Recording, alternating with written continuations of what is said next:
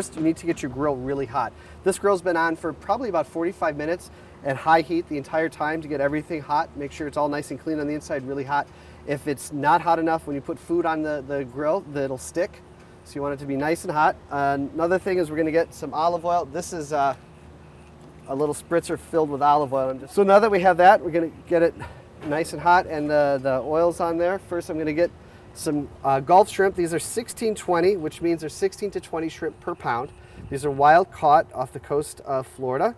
They're peeled and deveined. They're just the tails left on there. So I'm gonna start off by putting a little bit of oil, a little salt and pepper, and then a little bit of lemon juice. Now, when cooking with wine, you really don't want to add a lot of acid because the job of the wine is to provide the acid and the balance of the dish at the end. Definitely, if you have too much acid in your food, it will actually destroy your wine, so it's a good call. So I'm gonna mix these shrimp up. Just put them right on the grill. And shrimp cooks pretty quickly. Shrimp cooks very quickly. There's not a lot of fat in shrimp, so it cooks quickly, and if they get overcooked, they will become really rubbery. So the salsa doesn't come in until after it's cooked? No, right. The salsa is just a little bit of a finishing touch, so I'm gonna close this and let it cook. Tell me a little bit about the salsa again.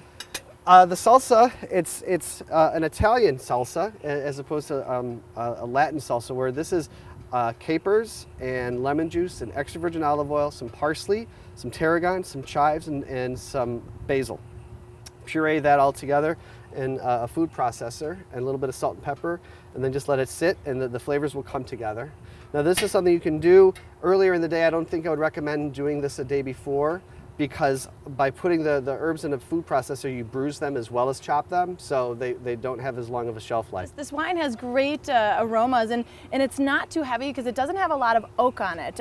Often people think Chardonnay is going to be overwhelmed by the oak flavors, and this one has very little oak on it. And so you get all that fresh fruit on the wine, but then the texture of this wine is smooth and real round for not being oaked, which I'm anticipating will go quite well with this recipe. Yeah, now if you look in the shrimp, you can see there's a little bit of translucence right in the center, which is perfect because that means that it's not cooked 100%. We're probably at about, if it were meat, I'd say about medium well.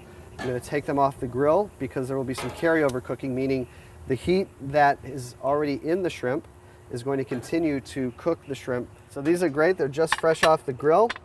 I'm gonna get my Salsa Verde and just spoon them right on top, and here you are. That is gorgeous.